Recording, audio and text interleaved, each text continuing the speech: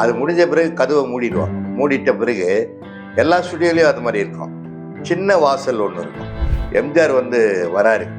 வந்தாருன்னா அந்த தாத்தா வந்து அப்படியே வணக்கம் சொல்லுவாரு. வணக்கம் ஐயா, ஐயா வணக்கம் ஐயான்னுவாரு.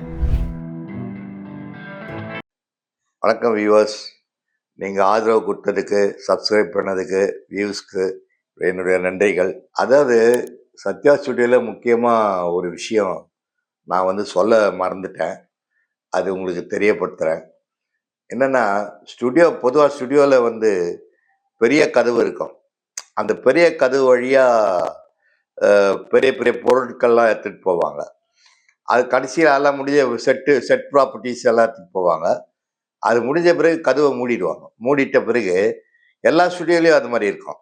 சின்ன வாசல் ஒன்று இருக்கும். சின்ன ஒரு கேட் இருக்கும். அந்த சின்ன கேட் வழியாக தான் எல்லா நடிகர்கள், எங்களை மாதிரி டெக்னீஷியன்ஸ் எல்லாம் அந்த சின்ன கேட் வழியாக தான் போகணும் உள்ள. அப்படிங்கிற பட்சத்தில் சத்யா ஸ்டுடியோவில் வந்து மீச தாத்தா அப்படின்னு ஒரு வாட்ச்மேன் இருந்தார். அது எம்ஜிஆர் காலத்துலேருந்து ஆரம்ப காலத்துலேருந்து இருக்கார் அந்த தாத்தா.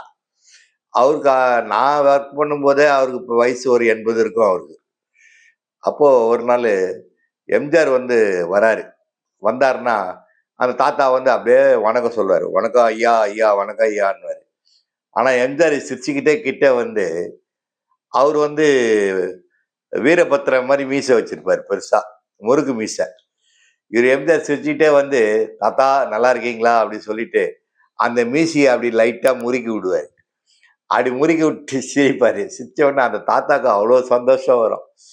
அது இந்த சொல்றதுக்கு காரணம் என்னன்னா, பின்னாடி ஒரு விஷயம் இருக்கு. அதுக்காக தான் சொல்றேன். அது மாதிரி மீசையை முறுக்கி விட்டுட்டு தான் உள்ள ஸ்டுடியோ உள்ள வருவார். அந்த தாத்தா வந்து புரட்சி தலைவருடைய படத்துல கூட நடிச்சிருக்கிறார். இதே கான்செப்டை படத்துல கூட பண்ணியிருக்கிறாரு எம்ஜிஆர். அந்த தாத்தாவை பார்த்து நல்லா இருக்கீங்களான்னு கேட்டு அந்த மீசையை முறுக்கி விடுவார். அந்த மாதிரி படத்துல கூட பண்ணியிருக்கிறாரு. அந்த படம் எனக்கு ஞாபகம் இல்லை. இது ஒரு முக்கியமான விஷயம். அதுக்கு பிறகு சத்யா ஸ்டுடியோவில் வந்து கேமரா பார்த்தீங்கன்னா, அந்த மிச்சல் கேமராவில் ஷூட் பண்ணுற காரணம் என்னன்னு கேட்டிங்கன்னா, அவ்வளோ பர்ஃபெக்டாக இருக்கும். அவ்வளோ அக்யூரேட்டாக இருக்கும்.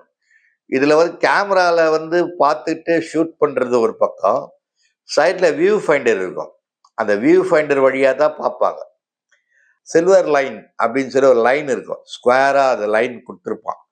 அந்த வியூ ஃபைண்டர்லேயே இருக்கும். அந்த லைனுக்குள்ள ஆக்டர்ஸ்லாம் வந்து எல்லாம் அந்த பொசிஷன் கரெக்டாக இருக்காங்களா, அந்த லைனுக்குள்ள நடிக்கிறாங்களா, அந்த லைனை விட்டு வெளியே போகக்கூடாது. கையோ காலோ எதுவும் அந்த லைனை விட்டு வெளியே போகாமல் இருக்குதான்னு பார்த்துக்குவாங்க. அந்த வியூ ஃபைண்டர் வழியாக பார்ப்பாங்க. அதுக்கேற்ற மாதிரி கேமராவை அட்ஜஸ்ட் பண்ணுவாங்க. ஆனால் இப்போ இருக்கிற சுச்சுவேஷனில் அது மாதிரி பண்ண முடியாது. ஏன்னா கேமரா வழியாக பார்த்து ஷூட் பண்ணுவாங்க. இப்போ டேரக்டர்ஸ்லாம் கூட தனியாக மானிட்டர் வச்சுக்கிறாங்க. டிவி மாதிரி சைடில் வச்சுக்கிறாங்க. அது வழியாக தான் பார்க்குறாங்க. ஆனால் அதில் அப்போல்லாம் வந்து அந்த வியூ ஃபைண்டர் மூலியமாக பார்த்து நடிகருடைய பொசிஷன் கொஞ்சம் தள்ளி போனால் கூட அதை அட்ஜஸ்ட்மெண்ட் பண்ணிடுவாங்க. பார்க்கறதுக்கு தப்பாக தெரியாது, நல்லா இருக்கும். அதே மாதிரி லென்ஸ் எல்லாம் வந்து ரொம்ப பர்ஃபெக்டாக இருக்கும். ஃபோக்கஸிங் வந்து அவ்வளோ பர்ஃபெக்டாக இருக்கும். முகமெல்லாம் அவ்வளோ தெளிவாக இருக்கும். இந்த பழைய படங்களுக்கும் இப்போ இருக்கிற படங்களுக்கும் பார்த்தீங்கன்னா அவ்வளோ கிளாரிட்டி இருக்கும். எம்ஜிஆர் சார் அவர் நடிப்புக்கு பிரேக் விட்டாரு. எம்ஜிஆரை போலவே எம்ஜிஆருக்கு அடுத்தபடியாக வர வைக்கக்கூடிய ஆள் யாருன்னு கேட்டிங்கன்னா, எம்ஜிஆர் சாருடைய அண்ணன் சக்கரபாணி சாருடைய மகன் எம்ஜிசி சுகுமார். சுகுமார் வந்து அவர் வந்து நல்லபடியாக அந்த திரைப்படத்துறையில் ஸ்டாண்ட் பண்ணியிருந்தாருன்னா எம்ஜிஆருக்கு அடுத்தபடி அவர் தான். ஏன்னா அப்படியே எம்ஜிஆருக்கு உள்ள முக ஜாடை, அந்த பர்சனாலிட்டி எல்லாம் அவருக்கு இருந்தது.